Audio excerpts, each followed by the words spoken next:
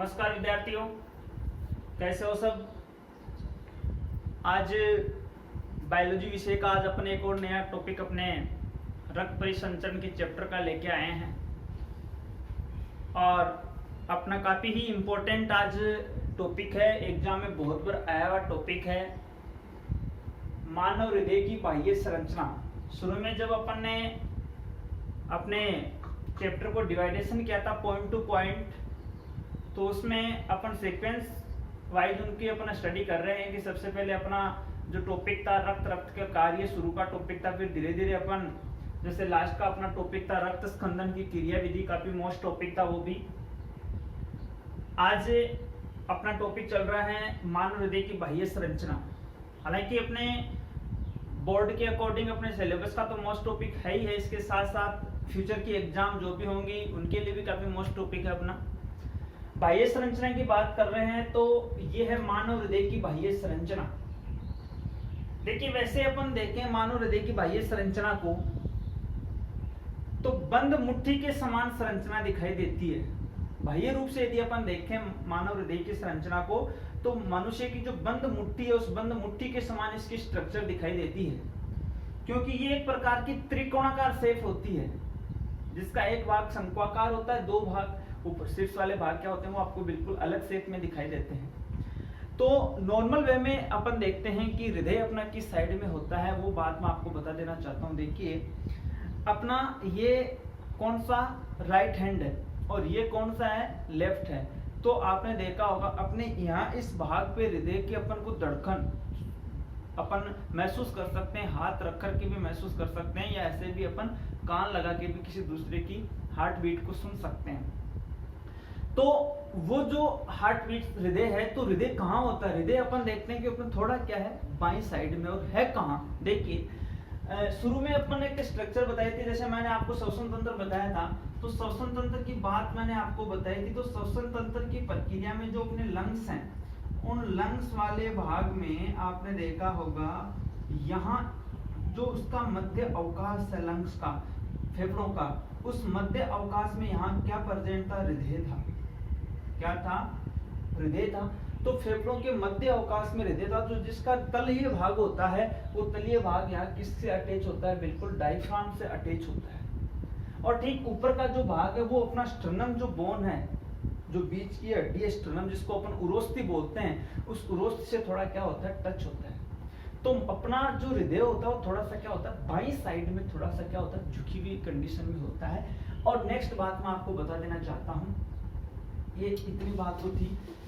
अब देखिए नेक्स्ट विषय में आपको बता देना, तो अपने एक मानव का जो हृदय है, मानव हृदय गुलाबी रंग का होता है। कैसा रंग का होता है? गुलाबी रंग का होता है। और एक स्वस्थ व्यक्ति के हृदय की अपन बात करें तो हृदय का जो वेट होता है वो कितना होता है? 300 ग्राम होता है। तो जो वजन होता है वो कितना होता है? 300 ग्राम होता है। ठीक इसी प्रकार लंबाई और चौड़ाई की मैं बात कर रहा हूं, तो लंबाई इसकी 12 सेंटीमीटर होती है। इस बात का विशेष रूप से ध्यान रखना, यानी लंबाई कितनी होती है?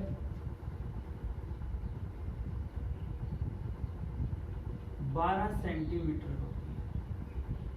अब देखिए मानव हृदय है वो अपन पीछे की कक्षाओं में भी अपन अपनी जो पूर्ववर्ती कक्षा में पढ़ के आए हैं कि मनुष्य में 4 कोष्ठ हृदय होता है। लेकिन वो बात तो अपन करेंगे कि जब हृदय की आंतरिक संरचना पढ़ेंगे तब आपको मैं बताऊंगा कि कैसे 4 कोष्ठीय हृदय का विकास हुआ। तो अपन को तो एक बार बाह्य संरचना पढ़नी है, आंतरिक संरचना में जाना ही नहीं है।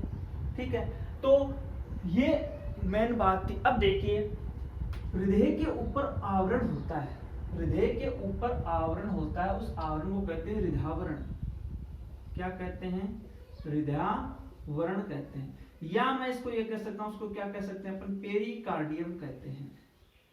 पेरिकार्डियम कहते हैं। अब यह जो पेरिकार्डियम होता है हृदय का क्या है? ये बाहर का आवरण है। तो इस बाह्य आवरण में यानी पेरिकार्डियम में 2 स्तर होते हैं, 2 लेयर होती हैं, और उन दोनों लेयरों के बीच में एक तरल फ्लूइड यानी द्रव भरा हुआ होता है, इसको बोलते हैं पेरिकार्डियम तरल। क्या बोल सकते हैं, तो तरल भरा हुआ उसको क्या बोलते हैं अपन, पेरिकार्डियम फ्लूइड बोलते हैं, या उसको अपन क्या बोल देते हैं, तरल बोल देते हैं। इसके काफी इंपॉर्टेंट रोल हैं। ये जो तरल भाग होता है ये क्या करता है, एक तो अपने हृदय की जो आंतरिक सतह होती है, पूछ सकता है कि पेरिकार्डियम तरल के क्या कार्य हैं, तो पेरिकार्डियम तरल के कार्य की बात आपसे पूछे तो इसके जो कार्य हैं वो एक तो है कि हृदय की बाहरी आघातों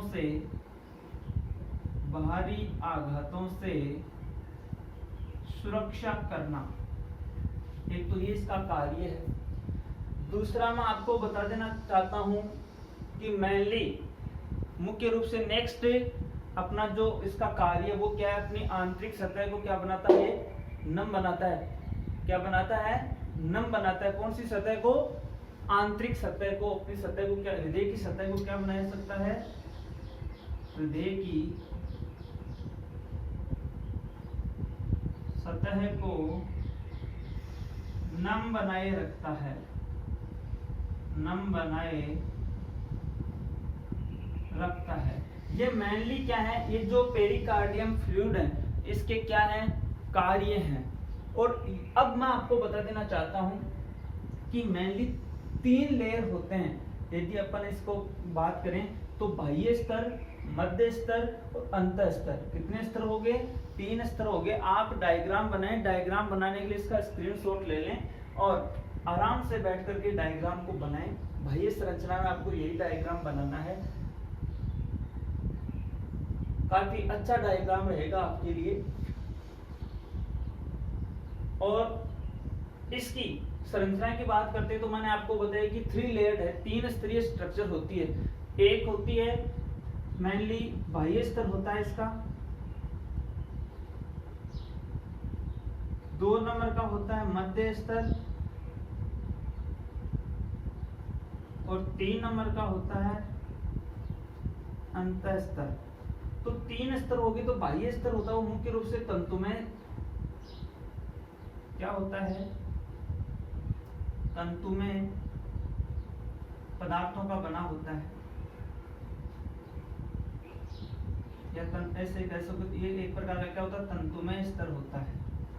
मध्य स्तर की बात करते काफी मोस्ट एक पेशीय तंत्र होता है, इस प्रकार का पेशीय स्तर होता है, एक प्रकार का क्या होता है, पेशीय स्तर होता है। और अंत स्तर भी पेशीय और क्या होता है, जो एंडोथीशियम स्तर होता है, अंतस्थिशियम जो स्तर होता है वो मुख्य रूप से स्तर होता है, अंत स्तर होता है। कोई इस विषय के बारे में आपको उतना ज्यादा डीपली स्टडी करने की जरूरत नहीं है, लेकिन मैं आपको बता देना चाहता हूँ हृदय की संरचना की बात अपन करते हैं तो देखिए आपको ये भाग, इसका जो भाग दिखाई दे रहा है वो शंक्वाकार भाग आपको दिखाई दे रहा है, और ये भाग ऊपर का अपन देखते हैं तो एज ए त्रिकोणाकार संरचना के रूप में आपको दिखाई दे रहा है। यहाँ देखिए आपको ये आलिंद है, दायां आलिंद है, और ये आपको दिखाई दे रहा है बायां आलिंद दिखाई दे रहा है, और ये है बायां निले और ये है दायां निले। बाएं निले होता है, इसकी जो भित्ति होती है वो थोड़ी क्या होती है, मोटी होती है। भित्ति क्या होती है, थोड़ी मोटी होती है, किनकी, निलियों की। अब इसका कारण क्या है कि इन निलियों की भित्ति मोटी क्यों होती है, इसका कारण यह है कि यहाँ से अपन को जो रुधिर है उस रुधिर को संपूर्ण शरीर में क्या करना पड़ता है, पंप करना पड़ता है, भेजना पड़ता है। तो संपूर्ण शरीर में जब अपन इस रुधिर को पंपिंग करते हैं, भेजते हैं, तो इसकी भित्ति का दाब क्या होना चाहिए, थोड़ा ज्यादा होना चाहिए। और यदि भित्ति पतली होगी तो क्या होगा, जो अपनी धमनियां हैं उनके फटने की डर रहेगा। तो इसके लिए निलियों की भित्तियां क्या होती हैं, थोड़ी मोटी होती हैं। अब देखिए आपको एक बीच में जगह दिखाई दे रही है, ये निले हैं, ये भी निले, ये आलिंद और ये भी क्या है, आलिंद है। तो इन आलिंद और निलियों के बीच में एक खांच दिखाई दे रही है आपको अलग से, ये क्या होता है, निलयी पट होता है, या इसको आप ऐसे बोल सकते हो अंतर आलिंदीय निलयी पट। इसको अपन क्या कह सकते हैं, अंतर आलिंदीय निलयी पट हो गया, एक प्रकार क्या हो गया, अंतर आलिंदीय निलयी पट हो गया। अब देखिए, ये आपको ऊपर की ओर संरचना में बता देना चाहता हूं कि ये है अग्र महाशिरा और ये है पश्चिम महाशिरा। अब काम बताऊंगा हर एक का। और ये है महाधमनी। अब आपने इतना पढ़ा होगा, धमनियों के द्वारा क्या होता है, शुद्ध रुधिर होता है वो पूरे के पूरे शरीर में पंप किया जाता है। कहां से? नीलियों से। ये नीलियों से संपूर्ण शुद्ध रुधिर को कहां पंप करती है? शरीर में पंप करती है। लेकिन आपको ये बाईं फुफ्फुस धमनी दिखाई दे रही है और इधर है दाईं फुफ्फुसीय धमनी। यहाँ थोड़ा सा ध्यान देना, ये बाईं फुफ्फुसीय धमनी है, दाईं फुफ्फुसीय धमनी है। जब अपन ने धमनी और शिराओं में अंतर में आपको पढ़ा रहा था, तब मैंने आपको एक बात बताई थी कि यहाँ धमनियों में शुद्ध रुधिर का प्रवाह होता है, लेकिन ये एक प्रकार का क्या है? अपवाद है। एक प्रकार का क्या है? अपवाद है। तो ये क्या होता है कि यहाँ से जो रुधिर आता है, वो रुधिर कहाँ से आता है? कहां से आता है वो रुधिर? फेफड़ों से आता है। तो फेफड़ों से रुधिर को लाने का काम करेंगी, ठीक है। अब यहाँ से जो महाशिराएं हैं, वो महाशिराएं क्या करेंगे? अपने शरीर का जितना अशुद्ध रुधिर है, वो अशुद्ध रुधिर है, वो उतना अशुद्ध रुधिर कहाँ करेंगी? आलिन से होते हुए नीले से वापस कहाँ करेंगी? फेफड़ों की ओर पंपिंग कर दिया जाएगा उसको, ताकि उसका शुद्धिकरण हो जाए और उसमें CO2 की मात्रा होती है, मतलब वो विऑक्सीजनित रुधिर होता है। तो ये एक हृदय की अपन बाह्य संरचना की बात करते हैं, तो बाह्य संरचना के रूप में आपको जो मेन भाग आपको मैं बता देना चाहता हूँ कि एक तो अपना हृदय होता है वो 4 कोष्ठीय होता है, और दूसरी बात इसमें 3 स्तर होते हैं। बाह्य स्तर होता है, मध्य स्तर होता है, अंतः स्तर होता है। बाह्य तंतुमय स्तर होता है, मध्य पेशीय स्तर होता है, और अंतः स्तर होता है, पेशीय होता है। और क्या होता है? और कौन सा होता है? एपिथीलियमी उत्तकीय स्तर होता है। कौन सा होता है? एपिथीलियमी होता है। एपिथीलियमी स्तर होता है। अब देखना कि बाह्य आघातों से अपन को सुरक्षा प्रदान करने वाला जो तरल होता है उसको अपन क्या बोलते हैं? पेरिकार्डियल तरल बोला जाता है, जो अपने हृदय की बाह्य आघातों से सुरक्षा प्रदान करता है और सतह को नम बनाए रखता है। दूसरी चीज, अपना हृदय स्थित कहाँ होता है, उस बात को भी मैं यहाँ नोट कर रहा हूँ। मैंने आपको बताया था फेफड़ों के जो मध्य अवकाश है, फेफड़ों के मध्य अवकाश में स्थित होता है,